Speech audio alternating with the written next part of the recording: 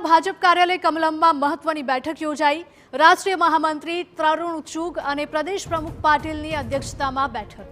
ભાજપ દેશભરમાં યોજશે આંબેડકર સન્માન અભિયાન। 14 થી 24 એપ્રિલ સુધી વિવિધ કાર્યક્રમો યોજાશે। કાર્યક્રમો દ્વારા આંબેડકરના વિચારો લોકો સુધી પહોંચાડાશે। બેઠકમાં શહેર જિલ્લા પ્રમુખ, ધારાસભ્યો, સાંસદો હાજર રહ્યા। પ્રદેશ હોદ્દેદારો સહિતના પદાધિકારીઓ પણ હાજર રહ્યા। સાંસદ દિનેશ મકવાણા, વિનોદ ચાવડાને સોંપાઈ કાર્યક્રમની જવાબદારી। એમએલએ શંભુનાથ તુંડિયાને પણ આ કાર્યક્રમની જવાબદારી સોંપવામાં આવી। તો ગાંધીનગરમાં ભાજપ કાર્યાલય કમલમમાં મહત્વની બેઠક યોજાઈ।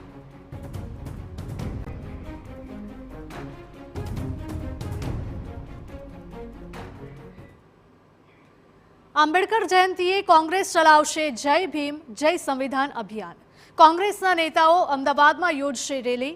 પ્રથમ ચરણમાં દેખાવ બાદ કોંગ્રેસ બીજા ચરણમાં પદયાત્રા યોજશે।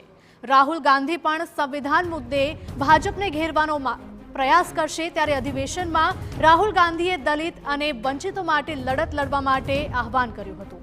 કેન્દ્રીય મંત્રીના આંબેડકરના નિવેદન બાદ કોંગ્રેસે દેશભરમાં કાર્યક્રમ યોજવાનું આયોજન કર્યું છે।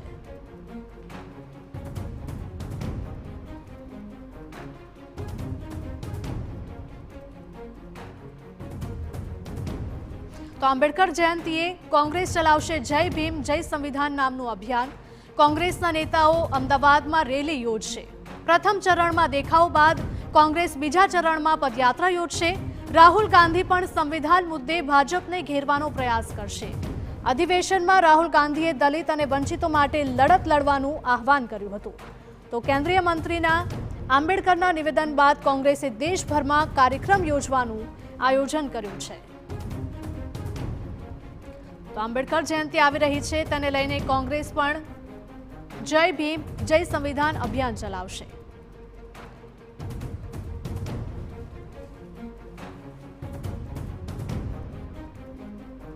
કોંગ્રેસના નેતાઓ અમદાવાદમાં રેલી યોજવાના છે। પ્રથમ ચરણમાં દેખાવ, ત્યારબાદ કોંગ્રેસ બીજા ચરણમાં પદયાત્રા યોજશે। રાહુલ ગાંધી પણ સંવિધાન મુદ્દે ભાજપને ઘેરવાનો પ્રયાસ કરશે। તો અધિવેશનમાં રાહુલ ગાંધીએ દલિત અને વંચિતો માટે લડત લડવા આહવાન કર્યું હતું।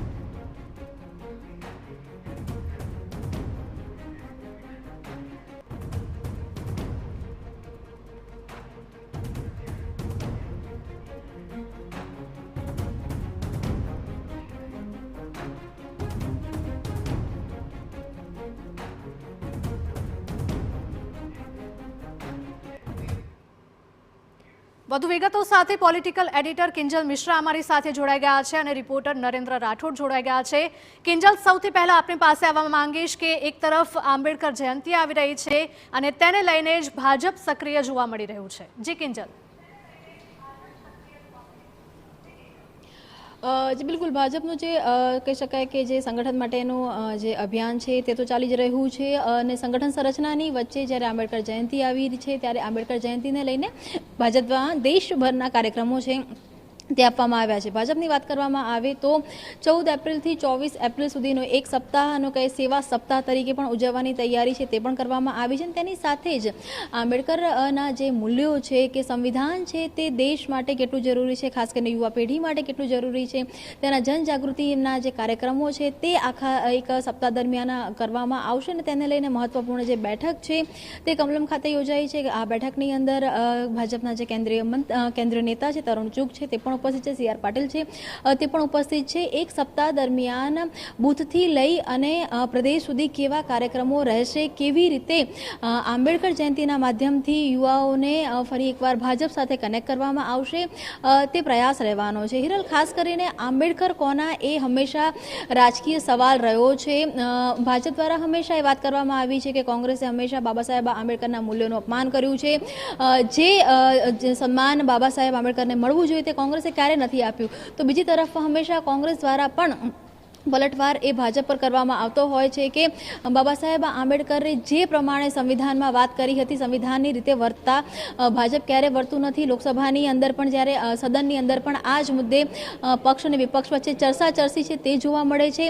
આ વખતે આંબેડકર જયંતિ મહત્વપૂર્ણ એટલે પણ છે કેમ કે લોકસભાની ચૂંટણી દરમિયાન સંવિધાનને લઈ અને ક્યાંક ને ક્યાંક કોંગ્રેસે ભાજપને ઘેરવાનો પ્રયત્ન કર્યો હતો. તો સંવિધાનના જે મૂલ્યો છે તેને લઈને ભાજપે પણ સતત લોકસભામાં કેમ્પેન કર્યું હતું. ત્યારે જ્યારે આ આંબેડકર જયંતિ આવી રહી છે ત્યારે ભાજપ દ્વારા એકાક જે કાર્યક્રમો છે તે આપવામાં આવ્યા છે અને તેમાં પણ ખાસ કરીને બાબા સાહેબ આંબેડકર અને સંવિધાન કેટલા સંવિધાનમાં આપેલા જે પણ મૂલ્યો છે જે પણ કહી શકાય કે સંવિધાનને લઈ અને ભારતની અંદર કેટલી જનજાગૃતિ છે તેની માટેનો એક જે પ્રયાસ છે તે કરવામાં આવશે. તેના અલગ અલગ કાર્યક્રમો છે તે નક્કી કરવામાં આવી રહ્યા છે અને સાંજ સુધીમાં સત્તાવાર રીતે જે કાર્યક્રમો છે તે જાહેર કરવામાં આવશે. જી બિલકુલ કિંજલ. નરેન્દ્ર, આપની પાસે આવવા માંગીશ કે એક તરફ આંબેડકર જયંતિ આવી રહી છે અને બીજી તરફ કોંગ્રેસ દ્વારા એક નવું જ અભિયાન ચલાવવામાં આવી રહ્યું છે. કોંગ્રેસને આનો કેટલો ફાયદો મળશે?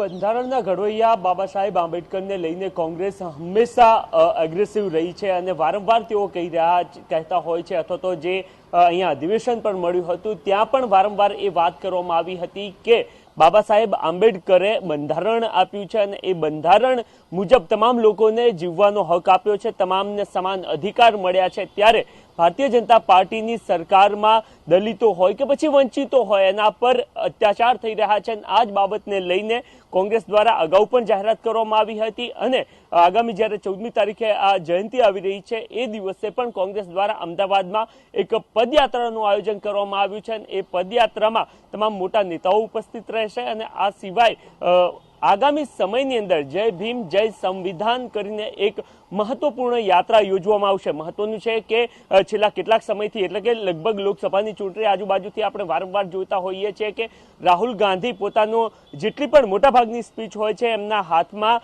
બંધારણના બુકની જે કોપી છે એ એમના હાથમાં સતત રાખતા હોય છે અને એના થકી કોંગ્રેસ સતત એ કહેવાનો પ્રયત્ન કરતું હોય છે કે કોંગ્રેસ બંધારણમાં માને છે, સંવિધાનમાં માને છે, પરંતુ સામે પક્ષે ભારતીય જનતા પાર્ટી બંધારણ ખત્મ થાય એ પ્રકારના પ્રયત્ન કરી રહ્યા છે. જ્યારે પણ આ પ્રકારની જાહેર સભાઓ હોય છે ત્યારે લોકસભા ચૂંટણી પહેલા જે પ્રકારે ભારતીય જનતા પાર્ટીના નેતાઓ દ્વારા વારંવાર દાવો કરવામાં આવતો હતો કે 400 સીટ આવશે તો બંધારણ બદલાશે અને આ જ બાબતને લઈને કોંગ્રેસ એક રીતના અગ્રેસન સાથે લોકો વચ્ચે જતા જોવા મળતું હોય છે અને જે પ્રકારનો બનાવ લોકસભાની ચૂંટણી બાદ કેન્દ્રીય ગૃહમંત્રી દ્વારા આંબેડકર એ પ્રકારનું જે નિવેદન આપવામાં આવ્યું હતું ને વિપક્ષી પાર્ટીઓ પર એક પ્રકારે કટાક્ષ કરવામાં આવ્યો હતો ત્યારબાદ કોંગ્રેસ દ્વારા આ જાહેરાત કરવામાં આવી હતી કે આગામી સમયમાં કોંગ્રેસ સમગ્ર દેશમાં જય ભીમ જય સંવિધાન યાત્રાઓ યોજશે અને એમાં પહેલા ચરણમાં દેખાવો અને ત્યારબાદ જે છે એ પદયાત્રાઓ યોજશે.